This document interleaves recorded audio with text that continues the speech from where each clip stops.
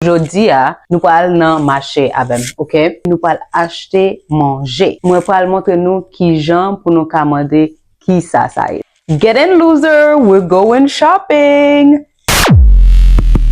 Welcome to English with Mimi et linguistique ménagerie. Ça passe.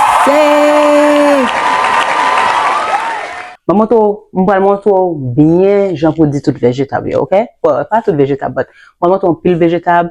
Et puis, maybe ils me font part 2, part 3, okay? But today, je vais montrer nous qui gens pour nous répondre question, what is this?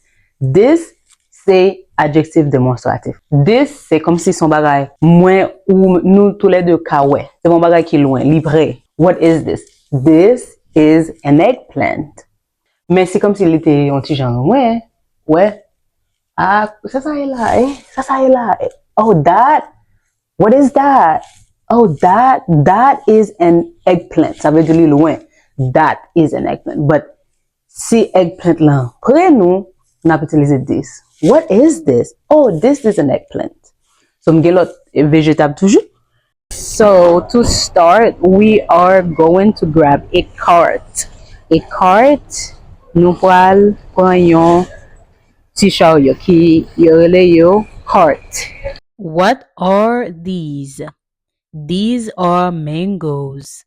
These are mangoes, but this mango is rotten. Ça veut dire mangue sa li pourri. And then we have pineapples.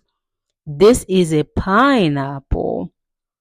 A beautiful pineapple. These are pineapples. Then we have red potatoes. They look really cute. What are these? These are red potatoes. Then we have white potatoes. Beautiful white potatoes, yeah? And then we have Korean sweet potatoes. Mba konen pou ki sa rele patate douce ici à Korean sweet potatoes, sa ko se Korean yo kite on patate. No. Mwen pou mwen se patate, but okay, well, wale nan marché wap mande ki jan rele sa wap di, where can I find Korean sweet potatoes? Okay? And then this is called cinnamon. Cinnamon. So these are cinnamon sticks. And then we have pepper. These are peppers.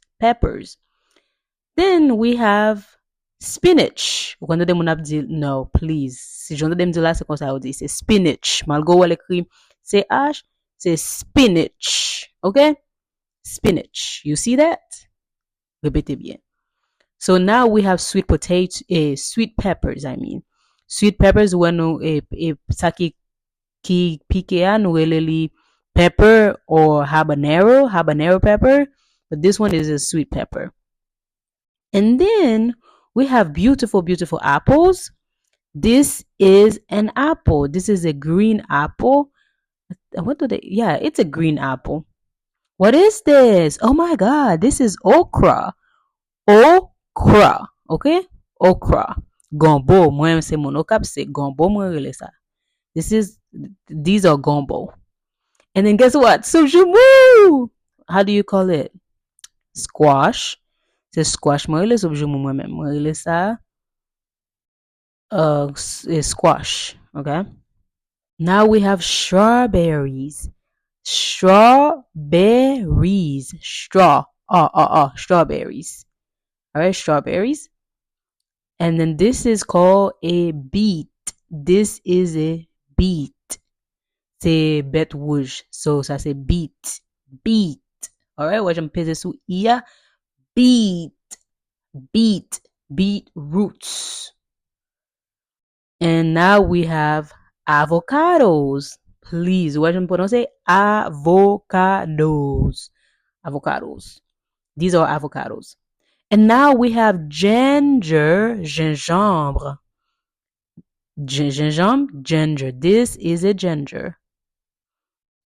And then we have oranges. These are oranges. These are all oranges.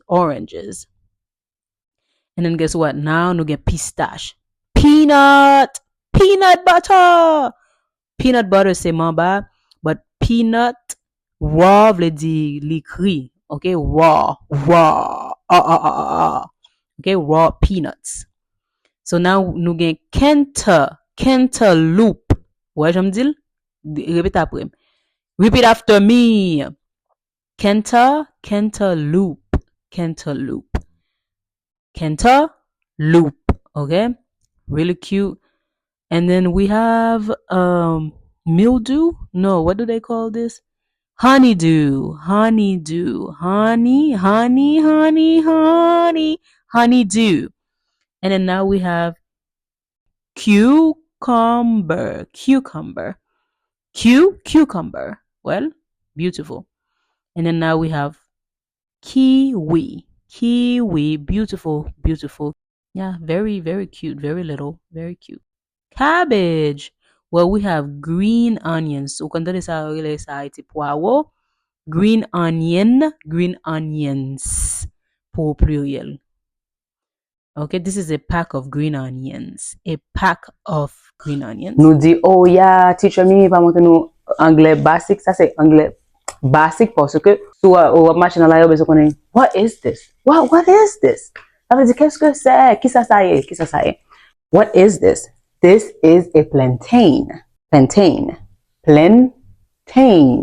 Do you like plantain? Quel type de question ça est? Ça c'est un closed question, right? Or do yes or no? So, by the regarder vidéo, ça me fait déjà de close ou bien open question. Go back and watch it. Do you like plantain? Let me know in the comments. What is this? This is a cabbage. C'est un chou. Alright? Ça veut dire, this is a cabbage. C'est un chou. C'est un chou ça est. Qui ça est? Ça, c'est un chou. What is this? This is a chayote squash. So, mettez article là parce que, well, it is a chayote. C'est un militon, right? I think, c'est un militon. Ça, c'est un militon. What is this? This is a chayote squash. Okay, so, moi, bien content que nous t'ayons dans la vidéo à nous apprendre. Dis-moi dans les commentaires, yo. Si gen fruit nous pas te connaître, si gen végétable, moi, dis nous pas te connaître, yo. And then, dis est-ce que ça difficile pour qu'à connaître pour dire this avec that? J'aime dire là, this, c'est un bagage moi-même ensemble avocat, ouais. C'est un bagage qui prêt.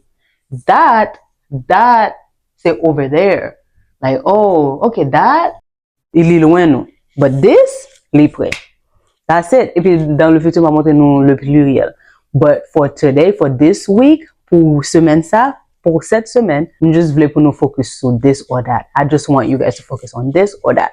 Okay? So, l'école laguée, please, songez pour nous faire devoir nous, c'est retourner regarder les vidéos, m'te fait déjà. Abonnez-nous dans la chaîne là. Vini next time. That's it. Bye!